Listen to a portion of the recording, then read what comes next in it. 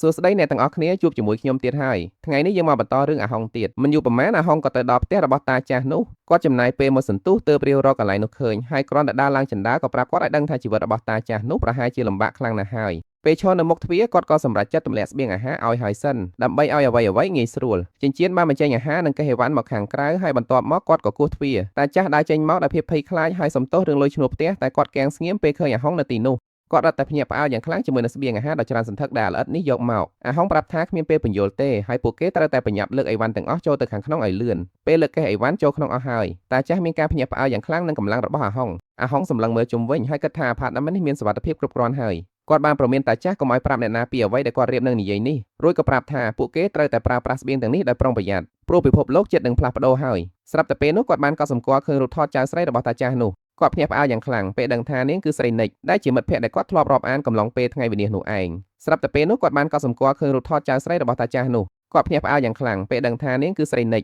ដែលជាមិត្តភក្តិដែលគាត់ធ្លាប់រាប់អានកំឡុងពេលថ្ងៃវិនាសនោះឯងគាត់សួរដើម្បីបញ្ជាក់ឲ្យតាចាស់ក៏គាំងពេលដឹងថាអាហុងស្គាល់ឈ្មោះនាងបាត់ទៅហើយដោយក្តីបារម្ភអាហុងសួរថានាងនៅឯណាតាចាស់ប្រាប់ថានាងកំពុងរៀននៅស្រុកកំណើតហើយត្រៀមនឹងប្តូរសាលានៅក្នុងជីវិតមុនគាត់បានជួបនាងនៅពេលដែលនាងកំពុងតែសោកស្ដាយយ៉ាងខ្លាំងចំពោះការស្លាប់របស់តានាងតាចាស់បានស្លាប់ដោយសារតែជួយសង្គ្រោះនាងហើយលើកនេះអាហុងមិនបណ្ដោយឲ្យរឿងនេះកើតឡើងម្ដងទៀតទេជាដំបូងគាត់ប្រាប់តាចាស់ឈ្មោះពូពាក់មីថាគាត់មិនអាចរើចូលមកនៅផ្ទះរបស់គាត់បានទេពូពាក់មីចាប់ផ្ដើមភ័យស្លន់ស្លោតែអាហុងបានលួងលោមគាត់ឲ្យពន្យល់ពីការពិតពិភពលោកនឹងដល់ថ្ងៃវិនាសនៅថ្ងៃស្អែកនេះហើយពួកស៊ុំប៊ីនឹងមកដល់ហើយគ្មានកន្លែងណាមានសុវត្ថិភាពទេហេតុនេះហើយទើបពួកគេត្រូវទៅទទួលស្រីនិចមកសិនសឹមគិតគូរថានឹងទៅនៅឯណានៅពេលក្រោយពូពាក់មីស្ទើរតែទទួលយករឿងរ៉ាវទាំងអស់នេះមិនទាន់ទេទោះជាយ៉ាងណាក៏ដោយអាហុងត្រូវតែពន្យល់ឲ្យគាត់យល់គាត់ប្រៀបធៀបវាទៅនឹងគ្រោះទុក្ខផឹកដែលអាហារនឹងក្លាយជាបញ្ហាធំបំផុតបន្ទាប់មកគាត់បានបញ្ជាក់ឲ្យឃើញថាមានរឿងចម្លែកកើតឡើងមែនដែលគាត់បានស្រូបយកគ្រឿងសង្ហារឹមនិងកេះអីវ៉ាន់ទាំងអស់ចូលទៅក្នុងចិញ្ចៀនរបស់គាត់វិញតែរបស់ស្រីនិចកាំងនិយាយលេងចេញរហូតតតែអាហុងប្រាប់ថាគាត់មានថាមពលពិសេសហើយអាចមើលឃើញអនាគតបានហើយនេះហើយទើបពួកគេត្រូវតែទៅសាលារបស់ស្រីនិចឥឡូវនេះតែម្ដងបន្ទាប់មកពួកគេក៏ជិះឡានយ៉ាងលឿនសម្ដៅទៅសាលារៀន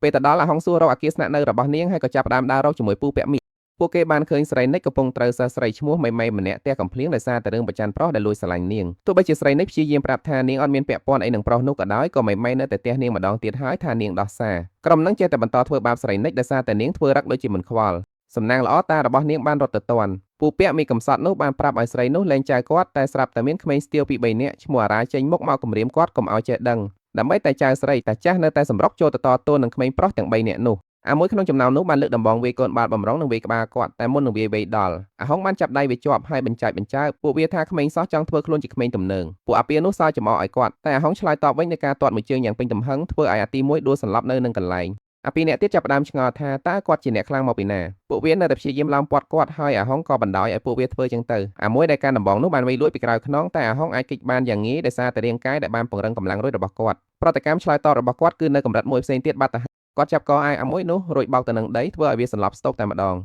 អាមេខ្លាំងបន្ទាប់មកក៏ព្យាយាមលួចចាក់គាត់ដោយកំបិតតែអាហុងងាកទាន់ហើយក៏ទាត់មួយជើងយ៉ាងខ្លាំងពីក្រោមភ្លៅរបស់វាការឈឺចាប់នោះគឺខ្លាំងពេករហូតធ្វើឲ្យអាមួយនោះដួលទៅនឹងដីភ្លាមតែម្ដងគ្រាន់តែប៉ុណ្ណឹងអាហុងអាចកំចាត់អាល្ងងចុងក្រោយឲ្យដេកលក់បានយ៉ាងងាយបន្ទាប់មកគាត់ក៏ដើរសម្ដៅទៅរកស្រីដែលធ្វើបាបស្រីនិចការទះមកកំភ្លៀងយ៉ាងខ្លាំងគឺបញ្ជាក់ថាការប្រយុទ្ធចប់ហើយនាងស្ទើរតែមិនដឹងខ្លួនផងថារឿងអីទើបកើតឡើងអាហុងចាប់ទីងសក់មីយ៉ាងខ្លាំងហើយយកកំបិតទៅដាក់ត្រង់ក្ររបស់នាងដែលធ្វើឲ្យនាងយំដោយការភ័យខ្លាចបន្ទាប់មកគាត់ក៏វាត់កំបិតមួយឆ្វាច់ធ្វើឲ្យនាងស្រែកយ៉ាងខ្លាំងសូម្បីតែស្រីនិចក៏គិតថាគាត់សម្លាប់នាងបាត់ទៅហើយតែមិនមែនទេគាត់គ្រាន់តែកាត់សក់របស់នាងចោលប៉ុណ្ណោះស្រីនោះស្រែកថានាងមិនលើកលែងទោសឲ្យគាត់ជាដាច់ខាតតែអាហុងអត់ខ្វល់ទេហើយនិយាយថាគាត់បានជួយនាងដោយសម្រាប់ទម្ងន់នៅលើក្បាលឲ្យតាគាត់ថែមទាំងប្រាប់នាងថាប្រហែលថ្ងៃទៀតនាងនឹងយល់ហើយបន្ទាប់មកគាត់ក៏ប្រាប់ស្រីនិចថាពួកគេត្រូវទៅហើយនាងមិនដឹងថាត្រូវទៅណាទេតែនាងក៏ដើរតាមទៅចុះមិនយូរប៉ុន្មានពួកគេក៏បានជិះឡានទៅកន្លែងថ្មីមួយតារបស់នាងក៏បញ្យល់ពីអ្វីដែលកំពុងកើតឡើងដោយហៅវាថាជាគ្រោះមហន្តរាយទុភិកស្រីនិចមានការសង្ស័យហើយគិតថាតារបស់នាងត្រូវគេបោកទៀតហើយគាត់ទទូចថាវាជារឿងពិតការមើលពួកគេឆ្លោះប្រកែកគ្នាបែបនេះធ្វើឲ្យអាហុងញញឹមគាត់សប្បាយចិត្តដែលនាងនៅតែមានក្តីសុខនៅក្នុងជីវិតមួយនេះអាហុងប្រាប់នាងថាគាត់ជាអ្នកប្រមានតារបស់នាងស្រីនិចនៅក្នុងពេលនេះមិនស្គាល់គាត់ទេដូច្នេះគាត់ក៏ណែនាំខ្លួនឯងឲ្យបានត្រឹមត្រូវនាងអរគុណគាត់ដែលបានជួយសង្គ្រោះនាងពីក្រុមក្មេងទំនើងនោះតែអាហុងមិនបារម្ភពីរឿងពួកនឹងទេពួកវាប្រហែលជាមិនអាចរស់រានមានជីវិតពីរឿងដែលចិត្តនឹងកើតឡើងនោះទេស្រីនិចនៅតែឆ្ងល់ថាតើមានរឿងអ្វីនឹងកើតឡើងឲ្យប្រកបអាហុងបញ្យល់ថាគាត់ក៏នឹងហៅវាថាទុតិកដើម្បីឲ្យតារបស់នាងងាយយល់ប៉ុណ្ណោះនេះធ្វើឲ្យនាងមានសង្ឃឹមបន្តិចវិញរហូតទាល់តែគាត់បដូរពាក្យនោះទៅជាថ្ងៃវិនាសដែលធ្វើឲ្យក្តីសង្ឃឹមរបស់នាងរលាយបាត់ភ្លាមគាត់ប្រាប់ថាពេលនេះតាមព័ត៌មានគួរតែមានបង្ហាញសញ្ញានៃភាពវឹកវរហើយស្រីនិចឆែកមើលទូរស័ព្ទរបស់នាងហើយឃើញវីដេអូជាច្រើនអំពីជំងឺម្យ៉ាងដែលស្រដៀងនឹងជំងឺឆ្កួតជ្រូកកំពុងធ្វើឲ្យមនុស្សបាត់បង់ការគ្រប់គ្រងហើយដើរវាយប្រហារអ្នកដទៃកាន់តែមើលវីដេអូច្រើននាងកាន់តែភ័យខ្លាច អ្នកដែលឆ្លងជំងឺមើលទៅគួរឲ្យខ្លាចណាស់អាហុងដឹងថាគាត់ទាយត្រូវហើយថ្ងៃវិនិច្ឆ័យជិតមកដល់ហើយស្រីនិចបានដឹងថាថ្ងៃស្អែកអាប៉ូនឹងផ្ទុះឡើងជាផ្លូវការហើយក្របដណ្ដប់ខែជាច្រើនអាប់នោះនឹងផ្លាស់ប្ដូរភាវៈរស់ជារៀងរហូតមនុស្សភាគច្រើននឹងប្រែទៅជាសម្ប៊ីភ្លាមៗតែម្ដងហើយបន្ទាប់ពីនោះពួកវានឹងតាមប្រមាញ់អ្នកដែលនៅធម្មតាហើយនៅពេលដែលអ្នកនៅរស់ទាំងនោះស្លាប់ពួកគេក៏ខ្លាចជាសម្ប៊ីដែរដែលធ្វើឲ្យហ្វូងសម្ប៊ីកាន់តែធំទៅយ៉ាងហោចណាស់ក៏ស្រីនិចដឹងថាសម្ប៊ីជាអ្វីដែរតែរឿងនេះនៅតែឈួតលីលាពេកដែលនាងមិនអាចជឿទាំងស្រុងបានអាហុងគិតថាមិនយូរប៉ុន្មាននាងនឹងទទួលយកវាបានហើយជាពិសេសនៅពេលដែលពិភពលោកត្រូវវិនាសក្នុងរយៈពេល1សប្តាហ៍ទៀតសម្រាប់ពេលនេះពួកគេមានបញ្ហាមួយទៀតគឺស្ទះចរាចរណ៍សូម្បីតែកន្លងផ្លូវសង្គ្រោះបន្ទាន់ក៏ស្ទះដែរដែលធ្វើឲ្យអាហុងនឹកស្មានមិនដល់ដោយសារតែផ្លូវស្ទះខ្លាំងបែបនេះស្រីនិចបារម្ភថាពួកសម្ប៊ីនឹងមកដល់ស្របពេលដែលពួកគេកំពុងជាប់គាំងនៅទីនេះអាហុងប្រាប់នាងថាវាមិនទាន់អាក្រក់ដល់ថ្នាក់នឹងទេព្រោះថ្ងៃវិនាសមិនទាន់ចាប់ផ្ដើមពេញលេញនៅឡើយទេទោះជាយ៉ាងណាក៏ដោយសូម្បីតែមុនពេលគ្រោះមហន្តរាយធំចាប់ផ្ដើមក៏ការផ្ទុះឡើងតូចតាចអាចកើតមាននៅទីនេះបានយ៉ាងងាយដែរស្រាប់តែមានអ្នកបើកបរល្មើសច្បាប់ម្នាក់បានបើកបុកកាត់កន្លងផ្លូវហើយទៅបុកឡានរបស់អាហុងពេញទំហឹងរឿងនេះធ្វើឲ្យគាត់ក្តៅស្លឹកត្រចៀកភ្លាមដូច្នេះគាត់ក៏បើកឡានបិទមិនឲ្យអាមួយនោះចូលទៅក្នុងកន្លងសង្គ្រោះបន្ទាន់បានអ្នកបើកបរនោះឈប់ឡាននៅក្បែរពួកគេហើយចាប់ផ្ដើមស្រែកជេរអាហុងពេលពួកគេដឹងថាវាជាកូនអ្នកមានជិះឡាន Mercedes ពូពាក់មីក៏ប្រាប់ឲ្យបំភ្លេចវាចោលទៅតែអាហុងមិនយល់ព្រមបើសិនជាអាមួយនេះហ៊ានទាញពួកគេចេញមកក្រៅវាច្បាស់ជាងាប់មិនខាន1ម៉ោងក្រោយមកផ្លូវក៏ស្រឡះហើយបញ្ហាហាក់ដូចជាចប់សពគ្រប់ហើយតែស្រីនិចបានឃើញអាអ្នកបើកបរដដែលនោះកំពុងតែជិះបដិញមកម្ដងទៀតដើម្បីព្យាយាមកាត់មុខសូម្បីតែអាហុងក៏ភ្ញាក់ផ្អើលដែរថាហេតុអីវាមានចរិតជជែកសម្លេះអាល្ងងនោះបញ្ញាប់បើកមុខដើម្បីតែបច្ចាពួកគេប៉ុណ្ណោះពូពាក់មីនិយាយថាវាគ្រោះថ្នាក់ណាស់ហើយប្រាប់អាហុងកុំឲ្យចោះញោមនឹងមនុស្សធន់នឹងតែអាហុងលែងខ្វល់ពីមនុស្សបែបនេះទៀតហើយជាពិសេសនៅពេលដែលថ្ងៃវិនិច្ឆ័យនឹងជួបបំបត្តិចោលនៅច្បាប់ទម្លាប់ទាំងអស់នោះដូច្នេះគាត់ក៏បើកឡានបុកឡានមួយនោះធ្វើឲ្យវាវិលខ្ទាតទៅគៀនផ្លូវតែម្ដងអាកូនអ្នកមាននោះវាចេញពីឡានហើយក៏ខកហៅប៉ូលីសចរាចរណ៍ភ្លាមដើម្បីចាប់ខ្លួនអាហុងវាគឺជាប្រភេទមនុស្សដែលមិនងាយបោះបង់គំនុំនោះទេឈុតបន្ទាប់មកទៀតពួកគេទាំង3បានត្រឡប់មកដល់បន្ទាយដែលអាហុងបានរៀបចំទុកសូម្បីតែពូពាក់មីក៏ស្រឡាំងកាំងដែរដែលពួកគេនឹងរស់នៅទីនេះអាហុងប្រាប់ពួកគេថាជីវិតរបស់ពួកគេនឹងផ្លាស់ប្ដូរជារៀងរហូតចាប់ពីថ្ងៃស្អែកនេះតទៅដូច្នេះពួកគេគួរតែសម្រាកពេលដែលនៅអាចសម្រាកបានថ្ងៃបន្ទាប់អាហុងកំពុងតែអង្គុយលំហែយកពន្លឺព្រះអាទិត្យពេលនោះស្រីនិចក៏ដើរមកក្បែរយូរម្ដងនាងទើបតែបានគេងលក់ស្រួលបន្ទាប់ពីរៀនហត់មកជាយូរ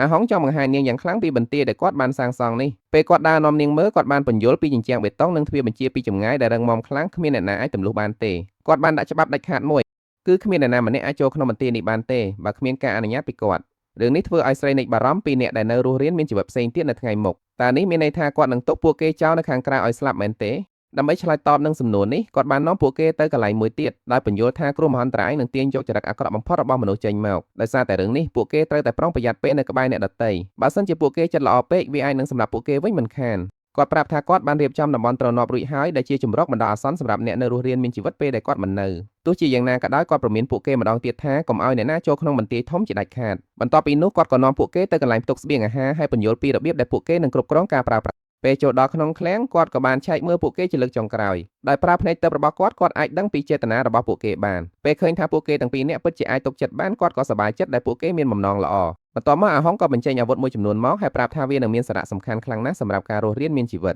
តាចាស់ទទួលបានកាំភ្លើងបាញ់សត្វមួយដើមចំណែកស្រីនិចទទួលបានស្នោដ៏ខ្លាំងមួយគាត់បានព្រមានពួកគេមួយប្រយោគយ៉ាងសំខាន់ក៏មិនដោយឲ្យអាវុធទាំងនេះធ្លាក់ចូលក្នុងដៃអ្នកដទៃជាដាច់ខាតពេលនេះត្រឡប់មកបេសកកម្មរបស់ System វិញអាហុងត្រូវស្វែងរកដៃគូចាស់របស់គាត់ឈ្មោះសីហាដែលជាមិត្តភក្តិម្នាក់មកពីជីវិតមុនអ្វីដែលពិបាកនោះគឺមិនដឹងថាគាត់នៅឯណាសំណាងល្អ System បានប្រាប់ពីទីក្រុងពិតប្រាកដដែរសីហាកំពុងនៅគាត់ក៏ទុកស្រីនិចនិងតារបស់នាងឲ្យចាំផ្ទះហើយរំលឹកពួកគេកុំឲ្យបំពានច្បាប់របស់គាត់បន្ទាប់មកគាត់ក៏ចេញទៅដើម្បីប្រមូលសមាជិកម្នាក់ទៀតចូលក្នុងបន្ទាយមុនពេលថ្ងៃវិនាសចាប់ផ្ដើមពេញលេញសាច់រឿងបានកាត់ទៅកន្លែងខារ៉ាអូខេមួយដែលមានមិត្តភក្តិមួយក្រុមអ្នកកំពុងតែជួបជុំគ្នាច្រៀងលេងកម្សាន្តមួយសន្ទុះក្រោយមកពួកគេក៏ដើរទៅបន្ទប់ទឹកនៅទីនោះសីហាបានដើរទង្គិចស្រីស្អាតម្នាក់ដោយចៃដន្យហើយក៏ប្រញាប់សុំទោសភ្លាមតែសង្សាររបស់នាងមិនខ្វល់ទេហើយទាត់គាត់មួយជើងតែម្ដងសីហាខ្ទាតទៅក្រោយដួលទៅនឹងឥដ្ឋចំណែកមិត្តភក្តិរបស់គាត់ក៏ប្រញាប់រត់ទៅមើលបញ្ញាបានឈានជើងចេញមុខមកតទល់នឹងអាពាឈ្មោះអញ្ញាដែលវាសីហានោះដែលធ្វើអាមួយនោះកាន់វាចាប់មិត្តភក្តិរបស់សីហាហើយចាប់ផ្ដើមរករឿងតែម្ដងសីហាអង្វរឲ្យវាឈប់ហើយលែងមិត្តរបស់គាត់ទៅអ្នកបម្រើម្នាក់បានឃើញហេតុការណ៍ទាំងអស់នេះគាត់កំពុងតែឈឺផ្ដាសាយស្រាប់ផងហើយពេលនេះមានរឿងវិតោបគ្នាកើតឡើងទៀតគាត់ក៏ប្រញាប់លោកដៃចូលខាត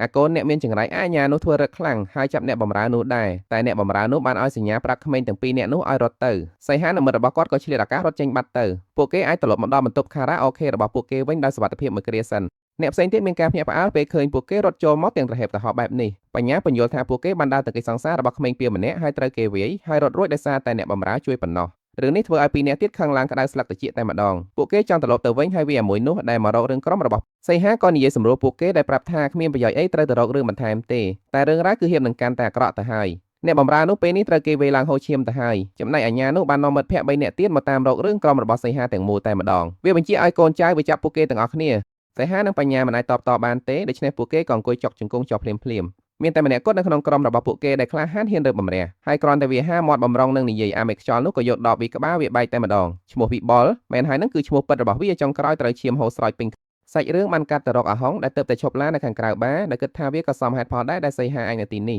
វិបុលដួលដេកយ៉ាងធ្ងន់ធ្ងរហើយដោយសារតែមានឈាមហូរពេញឥដ្ឋបែបនេះគាត់ត្រូវការទៅមន្ទីរពេទ្យជាបន្ទាន់មេក្មេងពីងារទៅសួរពួកយកសង្សារវាហើយនាងប្រាប់ថាគួរតែដាក់ទោសអាមួយដែលដើរបុកនាងនោះដូច្នេះទើបសីហាខ្លាចជាគោលដៅបន្ទាប់ដែលត្រូវគេវាយស្រាប់តែមិនដឹងមានកម្លាំងពីណាវិបុលស្ទុះងើបឡើងមកវាប្រហារមេក្មេងពីនោះពីក្រោយកុំតែបានកូនចៅវាជួយខាត់តាន់កុំអីវាប្រកាសជាត្រូវវិបុលវាយបែកមុខមិនអាមេខ្យល់នោះភ្ញាក់ផ្អើលដែលក្មេងនិស្សិតហ៊ានវាយបកវិញវាក៏ទាញដបមួយទៀតមកវាយក្បាលវិបុលក៏ដួលសន្លប់ម្ដងទៀតធ្វើឲ្យមិត្តភក្តិរបស់គាត់ស្រែកឡើងដោយការភ័យស្លន់ស្លោឃើញបែបនេះសីហាខឹងឡើងឆេវតែគាត់និងមិត្តភក្តិផ្សេងទៀតត្រូវកូនចៅវាចាប់សង្កត់ជាប់សមាជិកចុងក្រោយនៃក្រុមរបស់ពួកគេកំពុងតែញ័រខ្លួននៅគៀនជញ្ជាំងចំណែកអ្នកបម្រើវិញស្ទើរតែមិនដឹងខ្លួនទៅហើយខណៈពេលដែលក្រុមក្មេងពៀននៅតែបន្តវាយក្រុមរបស់សីហាពេលដែលគាត់ព្យាយាមវាយបកវិញគាត់វាយខុសទាំងស្រុង